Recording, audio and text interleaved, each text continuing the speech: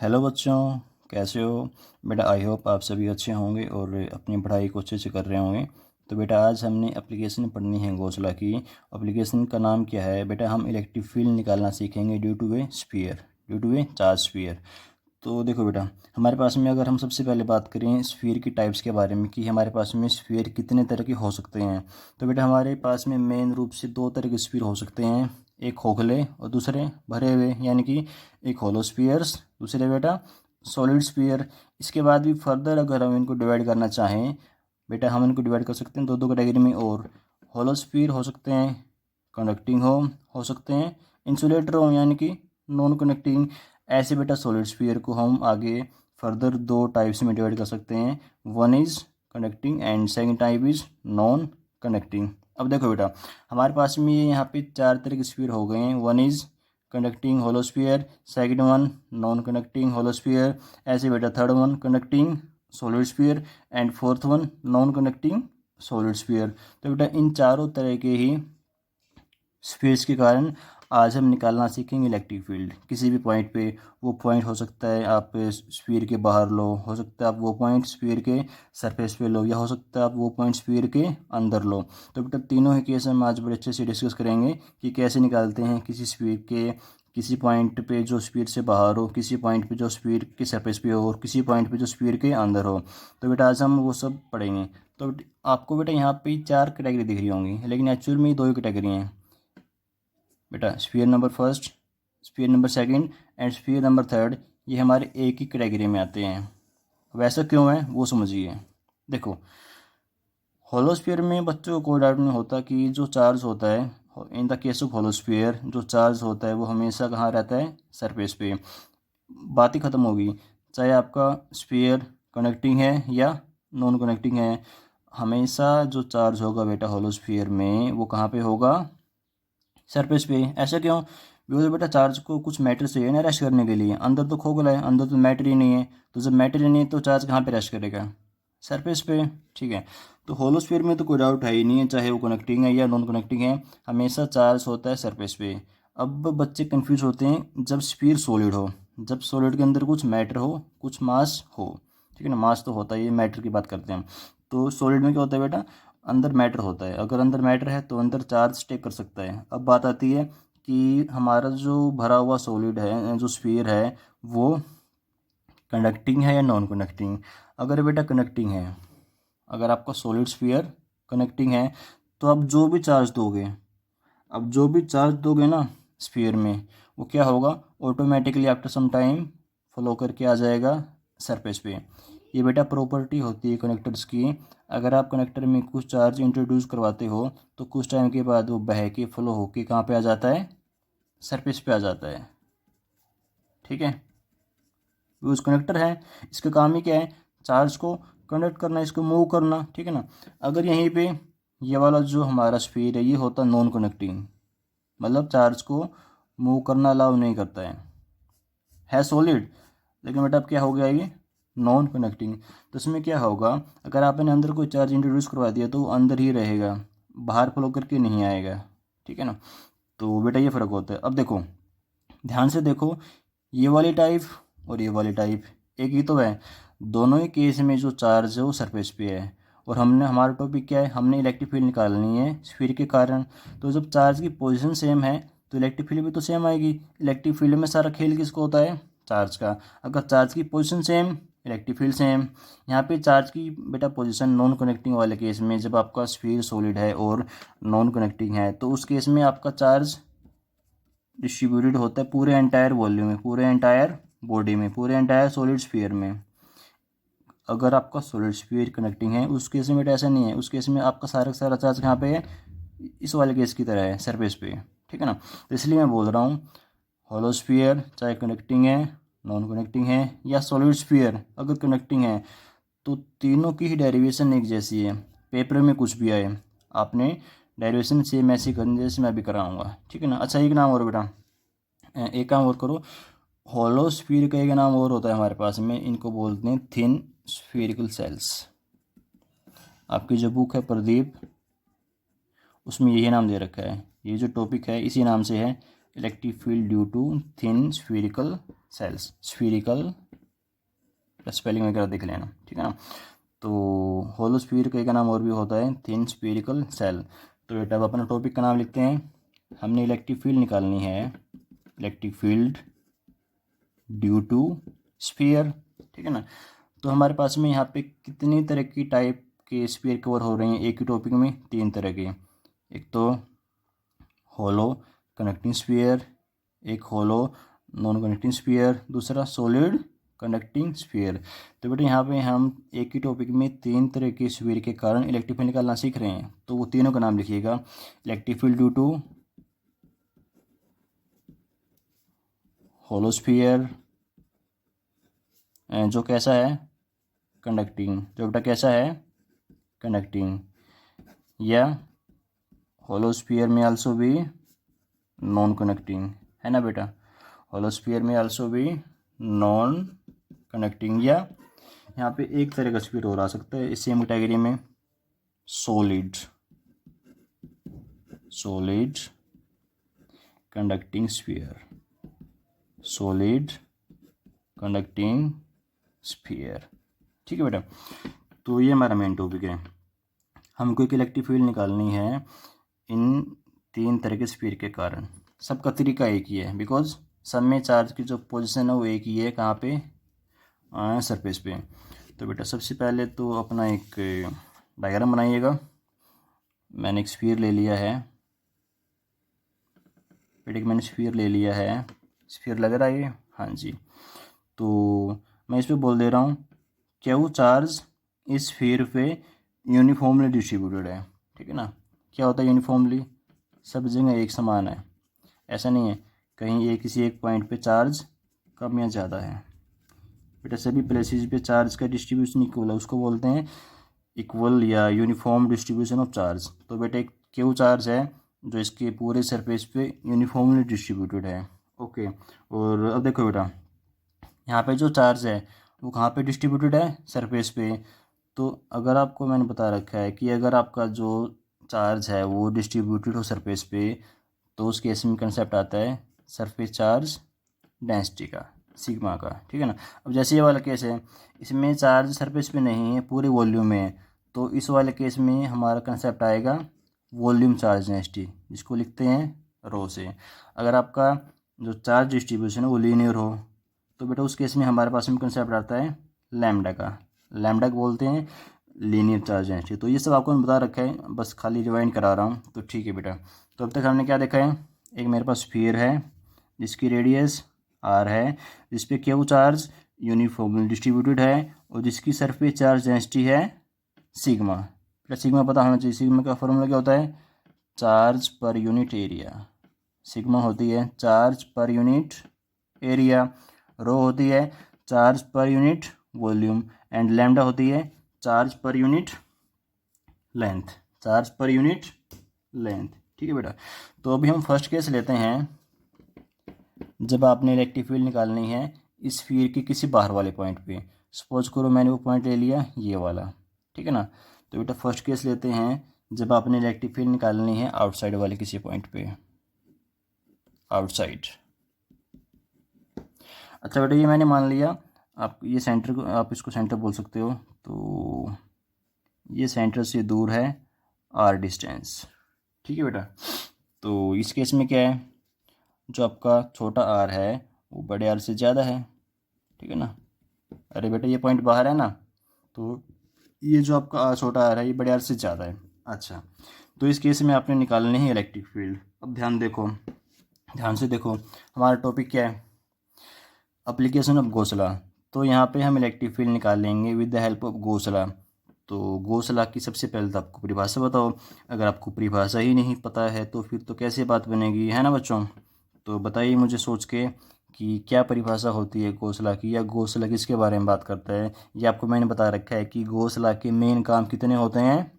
एक तो फ्लक्स निकालना, दूसरा हम इसका जो मेजर यूज़ करते हैं गोसला का वो करते हैं बेटा हम इलेक्ट्रिक फील्ड निकालने में। यहाँ पे हम वही कर रहे हैं, इलेक्ट्रिक फील्ड निकाल लेंगे एक पॉइंट पी पे, इसके कारण गोसला के सॉरी किसके कारण? स्फीयर के कारण, यूजिंग गोसला। ओके, तो बेटा गोसला सिंपल सी बात बोलता है कि जो टोटल फ्लक्स होता है किसी भी क्लोज सरफेस में वो कितना होता है, जितना उस क्लोज सरफेस में चार्ज बंद है, चार्ज एंड क्लोज है, and divided by epsilon naught. ठीक है। अब फाई का हमको एक फॉर्मूला और पता है, क्या?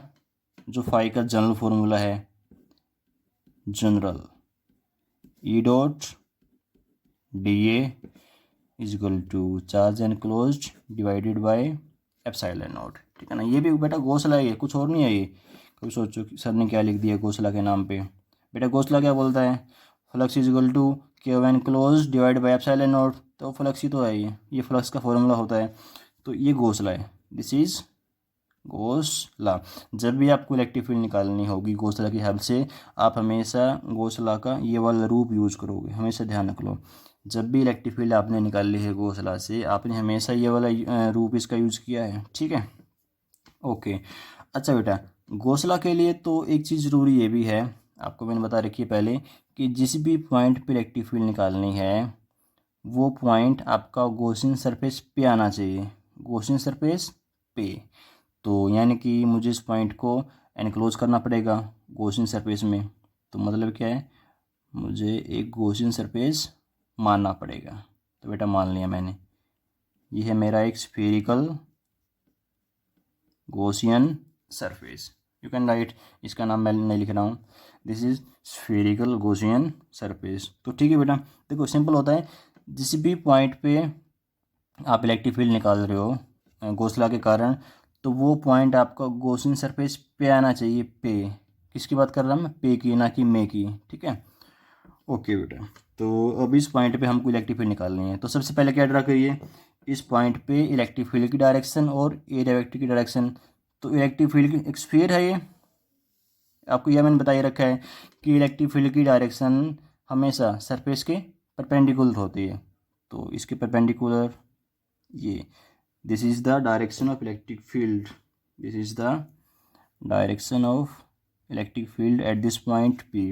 एरिया वेक्टर, तो एरिया वेक्टर क्या होता है, नॉर्मल होता है सरफेस पे, तो यहाँ पे ड्रा कर दो नॉर्मल।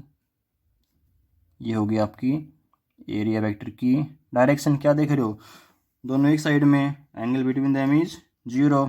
तो बेटा यहाँ पे पुट कर दो अब इस वाले फॉर्मूला में, what you will get, you will get E D A cos 0, cos 0 1 नहीं लिख रहा हूँ मैं, is equal to Q enclosed divided by epsilon naught. ठीक है, अब देखो बेटा, जो इलेक्ट्रिक फील्ड है वो हर एक पॉइंट पे सेम है, यहाँ भी वही है, यहाँ भी वही है, यहाँ भी वही है, बिकॉज सभी पॉइंट पे जो डिस्टेंस है वो कितनी है, छोटा r। तो इलेक्ट्रिक फील्ड यूनिफॉर्म है, अगर इलेक्ट्रिक फील्ड कांस्टेंट है तो हम उसको बाहर निकाल सकते हैं, बाहर निकाल लिया हमने। यहाँ पे क्या बचा, इंटीग्रेशन ऑफ डी ए, इधर क्या बच रहा है, Q enclosed divided by epsilon naught. अब ये देखिए इंटीग्रेशन ऑफ डी ए क्या है, इसको थोड़ा सा यहाँ पे समझिए। ये एक मैंने छोटा सा डी एलिमेंट मानना था, ठीक है ना, ये छोटा सा आपका डी एलिमेंट है, डी एरिया का। तो ऐसे ऐसे सारे एलिमेंट जोड़ देने हैं आपने, ये वाला डी ए, ये वाला डी ए, ये वाला डी ए। तो क्या आएगा, ये जो आपका बड़े वाला स्फीयर है इसका सरफेस एरिया नहीं आएगा, है ना।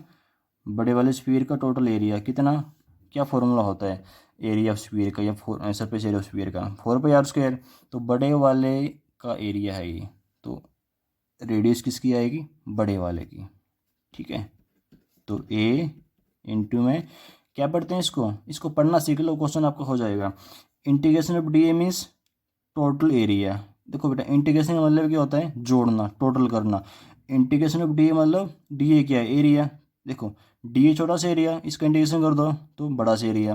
तो बड़ा सा एरिया क्या आएगा, 4πr² is equal to charge enclosed. अब देखो ये जो आपने यहाँ पे गॉसियन सरफेस मानना है बड़े वाला, इसके अंदर कितना चार्ज एंड क्लोज है, ये वाला ही है ना। कितना चार्ज है टोटल, ये Q, this is Q. So here you will write Q by epsilon naught. बेटा यहाँ से ई निकाल लो, find out from here E will be कितनी आएगी, Q by 4π epsilon not r²। ठीक है, कोई डाउट किसी को, कोई डाउट होना नहीं चाहिए। अब ये देखो बेटा, ये क्या चीज़ है, 1/4। यहाँ पे मैं 1 लगा सकता हूँ, कोई डाउट किसी को होना नहीं चाहिए। अब ध्यान से देखो ये क्या लिखा हुआ है, चलो यहाँ से ले लो। 1/4 पाई एप्सिलॉन नॉट, वो तो के नहीं होता है, के की वैल्यू क्या होती है 1/4 पाई एप्सिलॉन नॉट, है ना। तो ये तो कुछ जाना पहचाना फॉर्मूला आ गया हमारे पास में।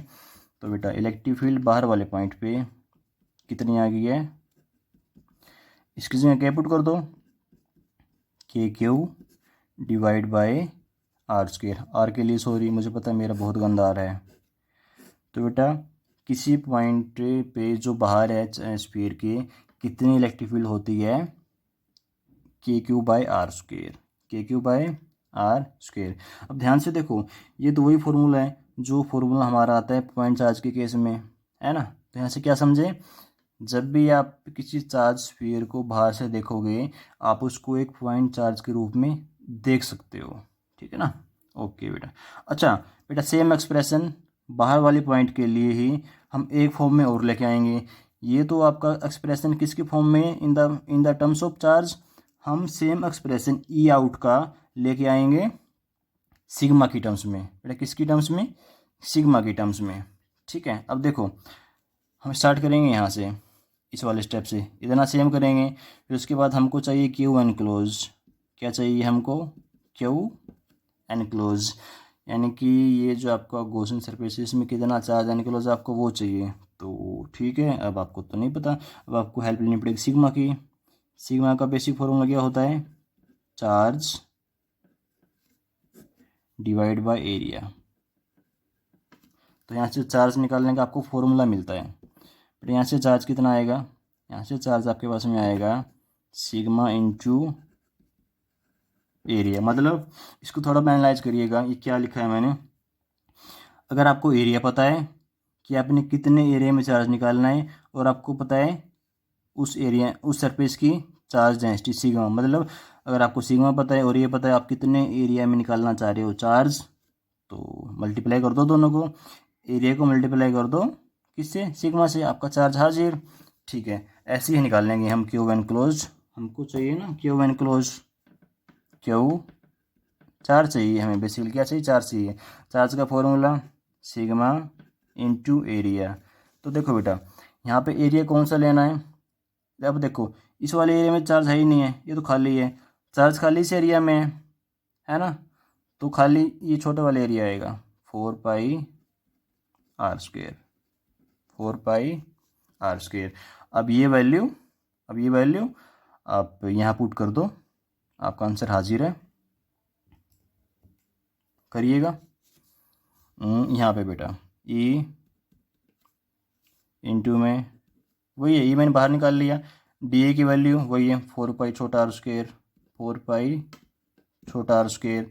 क्या वैन क्लोज की वैल्यू बेटा, ये रही आपकी sigma into 4 pi R square and divided by epsilon naught, divided by epsilon naught. तो कुछ कैंसिल हो रहा है बेटा, 4 पाई से 4 pi cancel, and from here you are getting E. E आपकी आ रही है यहाँ से आर स्क्वायर, सिग्मा भी है, sigma R square divide by R square epsilon naught, ठीक है। तो बेटा ये भी आपकी क्या है, सॉरी दिख नहीं रहा आपको, सॉरी बेटा, सॉरी वेरी सॉरी। तो बेटा यहाँ पे क्या है, this is your E out in the terms of sigma, ठीक है। तो दोनों एक ही एक्सप्रेशन है, आप पेपर में कोई मर्जी निकाल के आना। वैसे पेपर में मोस्टली मतलब आपकी बुक में भी ये वाला दिया हुआ है, ये वाला दिया भी नहीं हुआ है, तो ये वाला अगर ये वाला नहीं कर पाओ, ये वाला समझ में नहीं आया, वैसे तो इसमें कुछ है नहीं समझ में नहीं आने वाला, बट ये वाला यहाँ तक तो आपने सीखना है, ठीक है। तो दोनों फॉर्मूले एक ही हैं, ये चार्ज की टर्म्स में और ये किसकी टर्म्स में, सिग्मा की टर्म्स में। तो बेटा आप यहाँ से क्या नोट कर रहे हो कि जो आपकी इलेक्ट्रिक फील्ड होती है वो प्रोपोर्शनल होती है 1/r स्क्वायर के, और ये किसके लिए है, आउटसाइड वाले किसी पॉइंट के लिए, ठीक है। अब बेटा सेकंड केस, अब सेकंड केस पढ़ते हैं इसका। जब आपका पॉइंट होगा सरफेस पे, एट दी सरफेस, बेटा सरफेस पे जो छोटा आ रहा है वो किसके बराबर होगा, मुझे सोच के बताओ। सरफेस पे छोटा आर किसके बराबर होगा। देखो अगर मैं कोई पॉइंट यहाँ पे लूँगा तो उस केस में ध्यान से देखो, छोटा आर और बड़ा आर बराबर नहीं होंगे, बिल्कुल होंगे। तो यहाँ पे you can write at surface small R will be equal to capital R. तो कुछ करना ही नहीं है, आपके पास में फॉर्मूला रखा है ई आउट का, वहाँ पे क्या करना है, जहाँ पे छोटा आर है ना वहाँ पे पुट कर दो बड़ा आर, आपकी ई एट सरफेस फटाक से हाजिर है। तो बेटा ई एट सरफेस कितनी आ जाएगी, इस वाले फॉर्मूला में छोटा आर की जगह क्या पुट कर दो बड़ा आर, आंसर हाजिर है के क्यू बाई आर स्क्वायर। तो ये तो इलेक्ट्रिक फील्ड आ गई चार्ज की टर्म्स में। अगर आपको निकालनी है सरफेस पे electric field in the term of sigma, तो सेम कम यहाँ पे करो, electric field at surface in the terms of sigma. तो सिग्मा जहाँ भी छोटा आर दिखे वहाँ पे पुट कर दो बड़ा आर, तो छोटे आर की जगह बड़ा आर, नीचे क्या आ गया epsilon naught, R square cancel, E S आपकी बेटा आ गई sigma by epsilon naught, sigma by epsilon naught. ठीक है, तो ठीक है बेटा, अब अपना करते हैं इसका थर्ड पार्ट। तो ये बेटा आपका पार्ट नंबर थर्ड है। जब हम किसी स्फीयर के अंदर कोई पॉइंट लेंगे तो उसमें क्या होगा, देखिए उस केस में कितनी इलेक्ट्रिक फील्ड आएगी वो देखिएगा। बेटा मैंने यहाँ पे कोई भी एक पॉइंट ले लिया है, सपोज करो मैंने एक पॉइंट ले लिया पी इनसाइड, तो ठीक है। तो सबसे पहले आपका काम क्या होता है, उस पॉइंट को एनक्लोज करना है गॉसियन स्फीयर में, तो इसको एनक्लोज करिएगा एक गॉसियन स्फीयर में, हो गया। और सपोज करो बेटा इस पॉइंट पी की सेंटर से डिस्टेंस है छोटी आर, तो वही मैंने लिखा है। इस केस में जो आपका छोटा आर है वो बड़े आर से छोटा है, क्योंकि बड़ा आर क्या है, बड़े स्फीयर की रेडियस। ओके, तो बेटा आपने इस पॉइंट पे निकालनी है इलेक्ट्रिक फील्ड। ओके, तो मुझे एक बात बताइए सोच के, चलो पहले आप घोंसला लगाइए। घोंसला क्या बोलता है कि जो आपका ई डॉट डी एस होता है, ई डॉट या डी ए बोल लो, इक्वल टू वो होता है बेटा charge enclose divide by epsilon naught. अब आप मुझे एक बात बताइए, क्या ये वाला जो गॉसियन सरफेस है, देखो चार्ज एनक्लोज किस में, गॉसियन सरफेस में, ठीक है ना। तो ये वाला जो आपका गॉसियन सरफेस आपने माना स्फीरिकल, रेडियस छोटी आर का, क्या इसमें कोई चार्ज है, नहीं, सारा का सारा चार्ज तो कहाँ पे है, सरफेस पे है। तो इस केस में जो आपका क्यू एनक्लोज है वो कितना हो गया बेटा, जीरो, और जीरो बाय समथिंग कितना, जीरो। अब अगर ये जीरो है तो आप इलेक्ट्रिक फील्ड निकालते रहना, वो भी कितनी आएगी, electric field will also be zero. ठीक है बेटा, तो यहाँ से क्या हमारे पास में निचोड़ आया कि ई इनसाइड कितनी होती है, वो होती है जीरो। ठीक है ना, और ई एट सरफेस कितनी आई थी हमारे पास में, अगर मैं चार्ज की टर्म्स में बात करूँ बेटा, ई एट सरफेस हमारे पास में आई थी के क्यू बाय आर स्क्वायर। ठीक है ना, ऐसे ही ई आउटसाइड वो कितनी आई थी बेटा, वो आई थी हमारे पास में के क्यू बाय आर स्क्वायर। अब बेटा इसका ग्राफ बनाते हैं, graph between E and R, बहुत पेपर में बहुत बार आता है ये, ग्राफ बनाइए ई के और आर के बीच में। तो सपोज करो मैंने यहाँ पे लिया है ई और यहाँ पे लिया है मैंने आर। तो देखो बेटा ये अगर मैं इसको बोलता हूँ जीरो या ओरिजिन, यहाँ से ये वाला पॉइंट कौन सा है, आर, जीरो से आप चल रहे हो तो जीरो वाला, जीरो अंदर वाला पॉइंट है, चलते रहो चलते रहो चलते रहो, अंदर ही हो, और आपको पता है अंदर इलेक्ट्रिक फील्ड कितनी है, जीरो। तो मतलब क्या हुआ, जब तक आप सरफेस पे नहीं पहुँचते, सपोज करो ये मैंने बोल दिया आर, जब तक आप सरफेस पे नहीं पहुँचते तो तब तक इलेक्ट्रिक फील्ड जीरो रहती है। तो जब तक आप जीरो शायर पे नहीं पहुंचोगे तब तक इलेक्ट्रिक फील्ड जीरो ही रहेगी, मतलब इलेक्ट्रिक फील्ड बनानी ही नहीं है। फिर आप पहुंच गए सरफेस पे, सरफेस पे इलेक्ट्रिक फील्ड क्या है, मैक्सिमम है, कितनी है, के क्यू बाय आर स्क्वायर। इसके बाद क्या होगा, अब जैसे जैसे सरफेस से दूर जाओगे इलेक्ट्रिक फील्ड विल डिक्रीज। देखो यहाँ पे zero zero zero zero zero, यहाँ पे मैक्सिमम, ये मैक्सिमम है बेटा, सरफेस पे इलेक्ट्रिक फील्ड मैक्सिमम है। तो इसके बाद क्या होगा, आपकी जो इलेक्ट्रिक फील्ड है that will start decreasing with distance. Maximum कहाँ पे है, आर पे है, मैक्सिमम इज एट बेटा आर। तो ये ग्राफ है बहुत बार आता है। यहाँ पे आपकी ई होती है ई मैक्सिमम, इसकी वैल्यू कितनी होती है के क्यू बाई आर स्क्वेयर, लिख सकते हो वैल्यू इज़ के क्यू बाई आर स्क्वेयर, ठीक है ना। इसके बाद अब जैसे जैसे बढ़ोगे आपका आर बढ़ेगा। देखो बेटा, अब कोई भी नेचुरल नंबर बढ़ता है तो जो आपका पूरा ओवरऑल क्या बोलते हैं इसको एक्सप्रेशन है वो डिक्रीज़ होता है।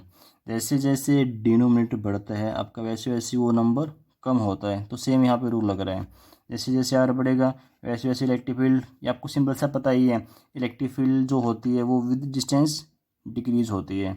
और ये ग्राफ होता है, ये जो मैंने यहाँ पे ग्राफ बनाया है ये बड़ा फेमस ग्राफ होता है 1/r का, ठीक है ना। अगर कोई क्वांटिटी 1/r के प्रोपोर्शन में है या 1/r² के प्रोपोर्शन में है तो दोनों का ग्राफ सेम होता है, बस स्लोप का फ़र्क होता है। ओके बेटा, तो ये सब कुछ था हमारे स्फीयर के बारे में।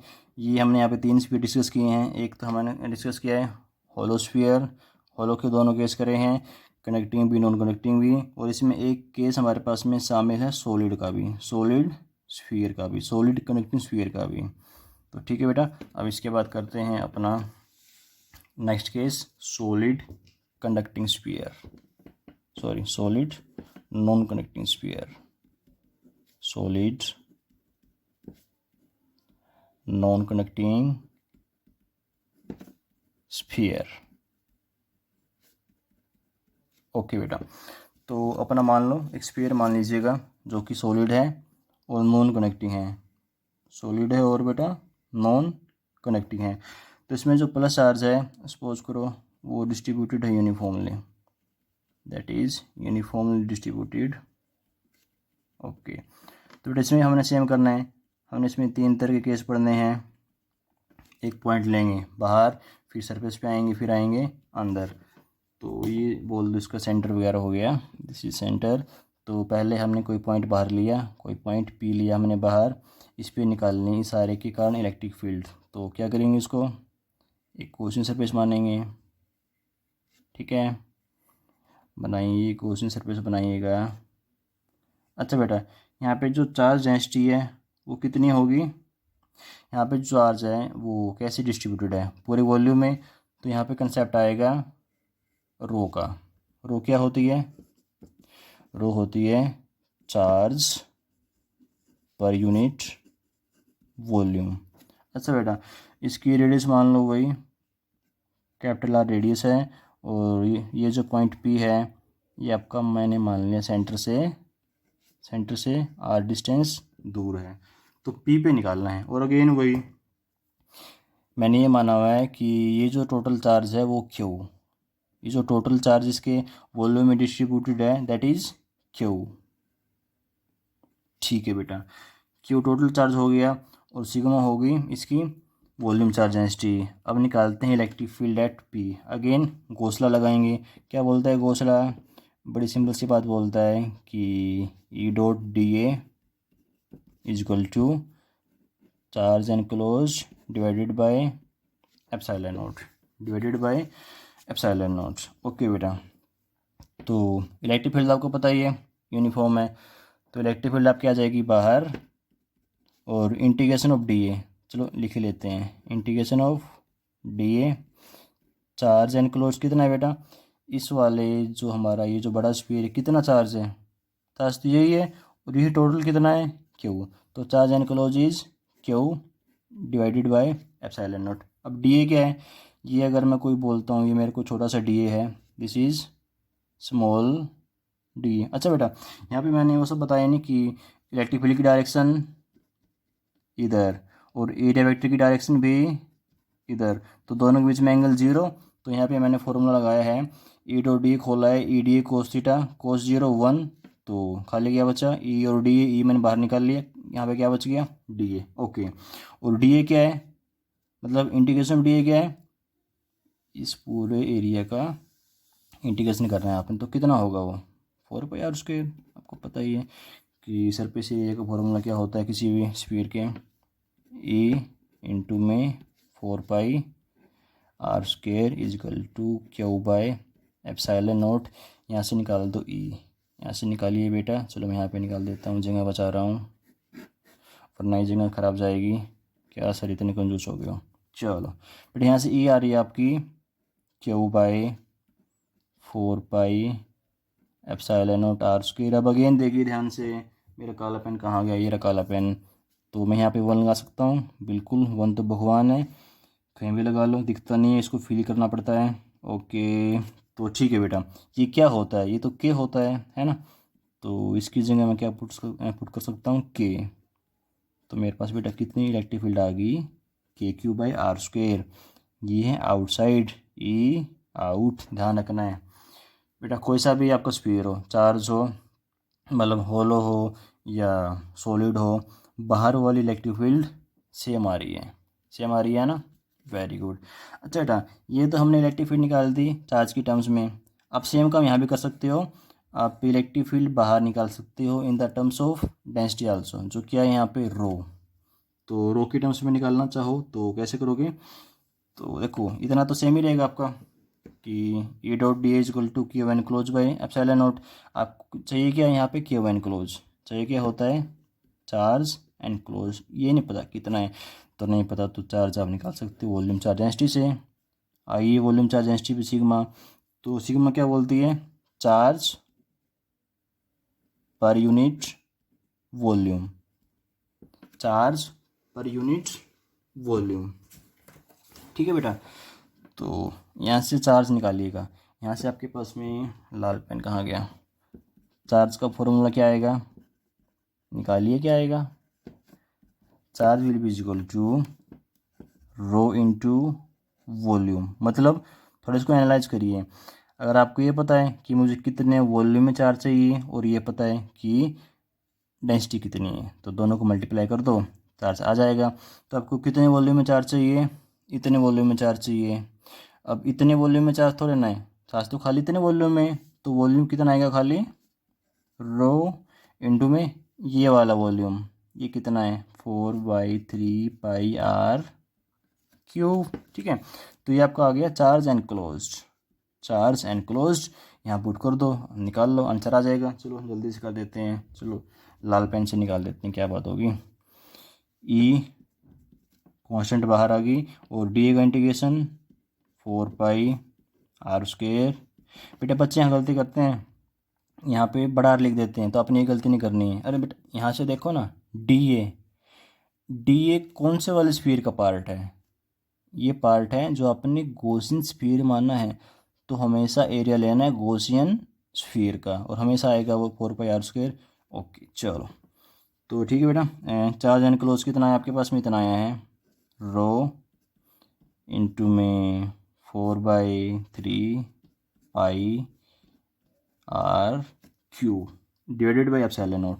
तो डिवाइडेड बाय एप्सिलॉन नॉट, तो यहाँ से कुछ कट रहा है, 4 पाई से 4 पाई कैंसिल, और क्या कट रहा है, यहाँ से कुछ नहीं कट रहा, तो ई निकाल दो। यहाँ से बेटा ई कितनी आ रही है, यहाँ से आपकी ई आ रही है rho R cube divided by 3 epsilon naught R square. तो ठीक है बेटा, ये आपकी आ गई E out, this is your E out in the terms of rho, and this is your E out in the terms of Q. तो ठीक है बेटा, तो ये तो बेटा हमारा हो गया पहला केस, यहाँ पे हमने मेंशन किया नहीं एक्चुअली, ये पहला केस बेटा हमने कर लिया है। जब क्या था, कौन सा वाला केस है ये, आउटसाइड वाला। और इस केस में क्या होता है, आपका जो छोटा आर है वो बड़े आर से ज़्यादा होता है। अब सेकंड केस में कुछ भी नहीं करना होता। सेकंड केस पे आइएगा, एट सरफेस बेटा एट सरफेस पे क्या होता है आपको पता ही है, छोटा आर इज इक्वल टू बड़ा आर। तो जहाँ भी छोटा आर है वहाँ पुट कर दो बड़ा आर, आपकी आ जाएगा ई एट सरफेस। तो यहाँ से निकालिए ई एट सरफेस, चार्ज की टर्म्स में आ जाएगा कि Q by R square, and in the terms of density आ जाएगा आपका E S rho R cube. जहाँ भी छोटा आ रहा है ना वहाँ क्या पुट कर दो बेटा, बड़ा आर, 3 एप्सिलॉन नॉट, एंड है you will get R square. तो आर स्क्वायर से कैंसिल, ऊपर एक आर बचेगा, E S will be rho R divided by 3 epsilon naught. ठीक है, तो ये दोनों बेटा आपने याद तो क्या रखने हैं, बस थोड़ा ध्यान रखना कि कैसे आए हैं। तो बेटा अब आते हैं इनसाइड वाले पॉइंट पे। हम कोई भी एक पॉइंट मानेंगे इनसाइड। ये मैंने कोई बेटा पॉइंट मान लिया पी इनसाइड। तो सबसे पहले हमारा काम क्या होता है, इस पॉइंट को एनक्लोज करना एक गॉसियन सरफेस में। तो गॉसियन सरफेस को मानिएगा यहाँ पे, ड्रा करिए। अब देखो बेटा पिछले केस में क्या हुआ था, जब आपने केस किया था होलोस्फीयर वाला, होलोस्फीयर में क्या था, इस गॉसियन सरफेस के अंदर चार्ज था ही नहीं, तो आपने सीधा बोल दिया था कि electric field will be zero. Because electric field क्या होती है, E dot D H is equal to Q by epsilon naught होता है। तो अगर क्यू जीरो तो वहाँ से आपने इलेक्ट्रिक फील्ड मतलब जीरो निकाल दी थी। अगर चार्ज नहीं था तो इलेक्ट्रिक फील्ड आपने जीरो निकाल दी थी। यहाँ क्या यहाँ पे भी चार्ज जीरो है क्या, नहीं, यहाँ पे दो चार्ज है आपका वो यूनिफॉर्मली डिस्ट्रीब्यूटेड है ना। तो बेटे यहाँ पे आप इलेक्ट्रिक फील्ड को जीरो नहीं बोल सकते, कुछ होगी, कुछ होगी। तो सबसे पहले तो लगाइए, सिंपल स्टार्टिंग बेटा बेसिक वही है, ठीक है ना। कोई भी यहाँ पे हमने कंसेप्ट नहीं इंट्रोड्यूस करवाएंगे, बेसिक वही है। घोंसला यूज़ करिएगा। घोंसला क्या बोलता है, E dot D A is equal to charge enclosed divided by epsilon naught. ठीक है, तो ये मैंने कोई पॉइंट लिया है पी, जिसका एरिया कितना है डी ए। तो देखो बेटा यहाँ पे आप इलेक्ट्रिक फील्ड की और एरिया वेक्टर की डायरेक्शन ड्रा करिए। एक बात हमेशा ध्यान रखना, अब तक आपको मैंने बताया नहीं है ये, कि एरिया वेक्टर की जो डायरेक्शन होती है ना, अगर आपका जो डायग्राम है, जैसे यहाँ पे स्फीयर है, स्फीयर 3D है, तो अगर आपको कोई डायग्राम 3D है तो हमेशा लेनी है उसको आउटवर्ड, हमेशा लेना है आउटवर्ड। लेकिन अगर आपका जो ऑब्जेक्ट है, बॉडी है, डायग्राम, वो 2D है, जैसे मेरे पास ये कोई कॉपी है 2D है ये, ठीक है ना, तो इसका जो बेटा हमारे पास में एरिया वेक्टर हो सकता है वो ये भी हो सकता है, और इसके नीचे वाला मतलब आउटवर्ड भी पॉसिबल है, और परपेंडिकुलर इनवर्ड भी ठीक है, गलत नहीं होगा। लेकिन अगर आपका ऑब्जेक्ट जैसे आता 3D, जैसे स्फीयर हो गया, तो उस केस में हमेशा आपने एरिया वेक्टर लेना होता है परपेंडिकुलर आउटवर्ड। तो यहाँ पे जो एरिया वेक्टर आएगा वो कैसे आएगा, ऐसे आएगा, दिस इज डी ए। और बेटा यहाँ पे जो इलेक्ट्रिक फील्ड आएगी वो भी कैसे आएगी, ऐसे आएगी। अब आप हो सकते हैं यहाँ पे कंफ्यूज हो कि सर इलेक्ट्रिक फील्ड तो वैसे निकालते थे प्लस चार्ज मान के, फिर वो जहाँ चाहता था अट्रैक्ट या रिपल वैसे निकालते थे। तो देखो बेटा यहाँ पे एक्चुअल में मैंने क्या है, ये खाली आपको दिखाने के लिए इतना अंदर लिया है। रियलिटी में क्या है, ये पॉइंट है जो मेरा इनसाइड वाला, ये बिल्कुल जस्ट सरफेस के पास है, इतना पास है कि आप इसको ऑलमोस्ट सरफेस पे लगा सकते हो।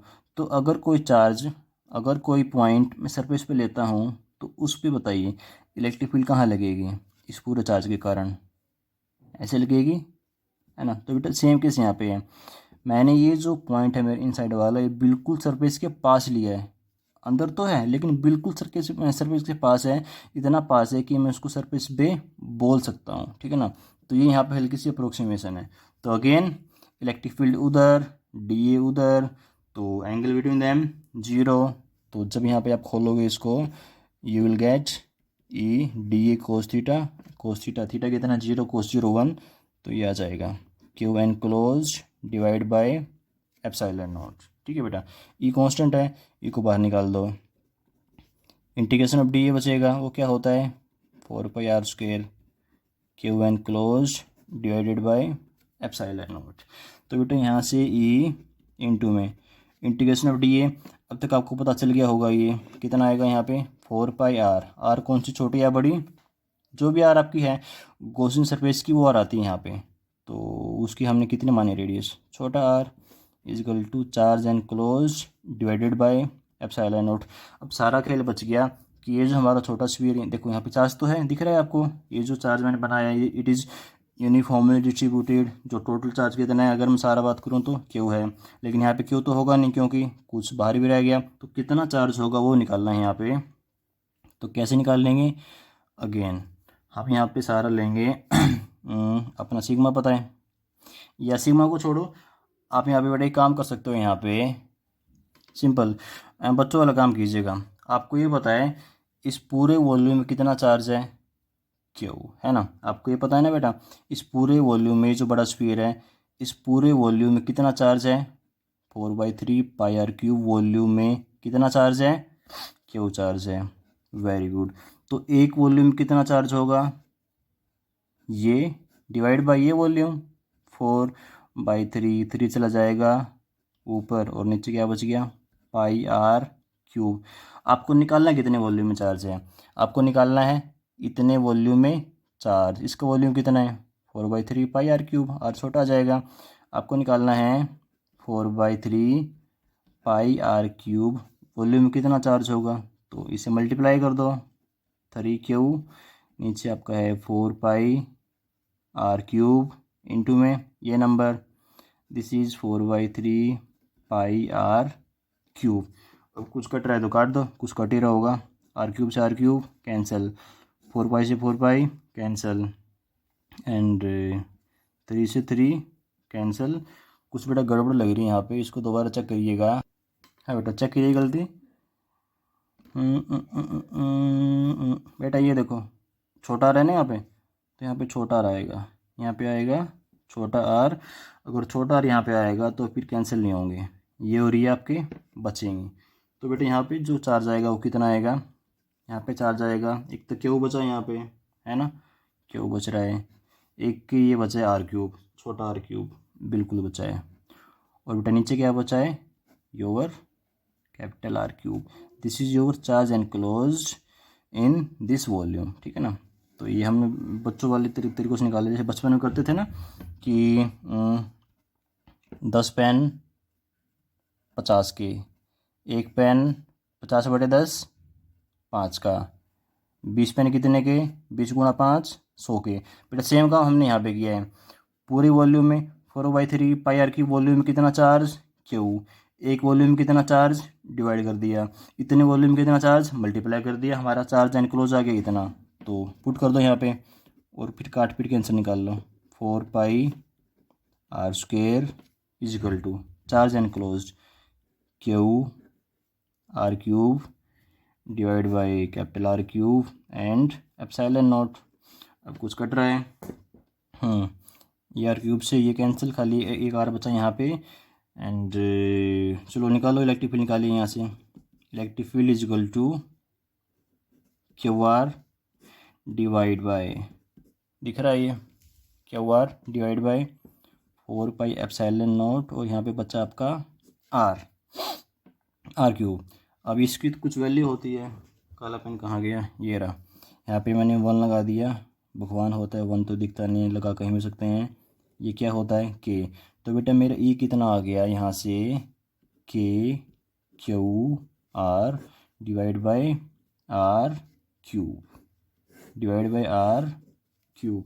तो यहाँ से आप क्या देख रहे हो, जो अंदर वाला पॉइंट होता है, जो अंदर वाला पॉइंट, वहाँ पे जो इलेक्ट्रिक फील्ड है ना वो डायरेक्ट रिलेशन में डिस्टेंस के, ये बड़ा हमारे पास में इंटरेस्टिंग रिजल्ट है। अब तक क्या देखते थे हम कि जो डिस्टेंस का और इलेक्ट्रिक फील्ड का रिलेशन आता था वो आता था इनवर्सली का, मतलब अगर आर बढ़ेगा तो इलेक्ट्रिक फील्ड विल डिक्रीज। यहाँ पे क्या देख रहे हो, ये जो आपका जैसे जैसे आर बढ़ेगा electric field will increase, electric field will increase कहाँ तक, सरफेस तक।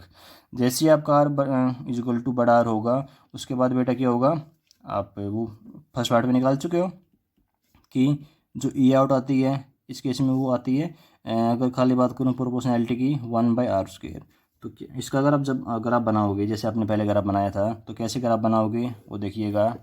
ग्राफ दिख रहा है, ग्राफ ये हो गया आपका आर, ये हो गया इलेक्ट्रिक फील्ड, ये बोला मैंने सरफेस पे कितना होता है आर, बड़ा आर होता है। तो जैसे जैसे आप यहाँ से चलोगे, सेंटर से चलोगे, 0 से चलोगे, तो इलेक्ट्रिक फील्ड आपकी बढ़ रही है। देखो इनसाइड में क्या हो रहा है, ये फॉर्मूला किसका है, इनसाइड का है। तो इनसाइड में क्या हो रहा है, आपकी इलेक्ट्रिक फील्ड बढ़ रही है, तो कहाँ तक बढ़ेगी, ये सरफेस तक। तो ग्राफ कैसे बनाओगे इसके ग्राफ आप ऐसे बनाओगे, बढ़ रही है बढ़ रही है बढ़ रही है बढ़ रही है बढ़ रही है, सरफेस पे हमेशा मैक्सिमम होती है, स्फीयर कोई सा भी हो सरफेस पे हमेशा मैक्सिमम होती है। उसके बाद क्या है, रीजन आ गया बाहर वाला, बाहर वाले में कैसा रिलेशन है आर में और इलेक्ट्रिक फील्ड में, इनवर्सली है। और आर स्क्वायर वाला उसका ग्राफ कैसे होता है, उसका बड़ा फेमस ग्राफ है ये वाला, मिलाना नहीं है, मिलेगा कहाँ पर जाके, इन्फिनिटी पे। तो ये बेटा ग्राफ हो गया। अच्छा, आप यहाँ पे एक काम और कर सकते हो, जैसे मैंने अभी इलेक्ट्रिक फील्ड निकाल ली है खाली चार्ज की टर्म में, आप यहाँ पे इलेक्ट्रिक फील्ड निकाल सकते हो सिग्मा की, सिग्मा तो है नहीं यहाँ पे तो रो है, यहाँ पे तो क्या है, रो। आप यहाँ पे बेटा electric field inside in the term of density, जो क्या है यहाँ पे रो, निकाल सकते हो। कैसे निकालोगे, निकालते हैं, देखो स्टार्ट करते हैं यहाँ से। तो ये रिजल्ट लिखते हैं अपना ई, ये यहाँ से शुरू करते हैं, बात तो एक ही है। हम शुरू करते हैं यहाँ से, E into 4πr² is equal to Q enclosed divided by epsilon naught. अब हमको क्यू एन क्लोज चाहिए, हमको चाहिए क्यू एन क्लोज। तो हमारे पास में दे रखी है रो, रो का फॉर्मूला क्या होता है बताइए मुझे। रो का हमारे पास में फॉर्मूला होता है चार्ज पर यूनिट वॉल्यूम। तो यहाँ से आपके पास में चार्ज निकालने का फॉर्मूला आ गया है, बड़ी अच्छा है ये तो, फॉर्मूला बता दिया चार्ज निकालने का, rho into volume, rho into volume. इसको एनालाइज करिए, अगर आपको ये पता है मुझे कितने वॉल्यूम में चार्ज चाहिए और आपको पता है उस स्फीयर की डेंसिटी, दोनों को मल्टीप्लाई कर दो, वॉल्यूम को डेंसिटी को, आपका चार्ज हाजिर। अब आपको ये पता है कि मुझे इतने वॉल्यूम में, ये जो वॉल्यूम है इतने वॉल्यूम में क्या चाहिए, चार्ज चाहिए, तो मल्टीप्लाई कर दें यहाँ पे, आपका चार्ज एनक्लोज आ जाएगा, रो इंटू 4/3। बेटा छोटे वाला वॉल्यूम है ये, और छोटे वाले वॉल्यूम की कितनी रेडियस है, या छोटे वाले स्फीयर की कितनी रेडियस है, small R. So this is your Q enclosed, put करो यहाँ पे।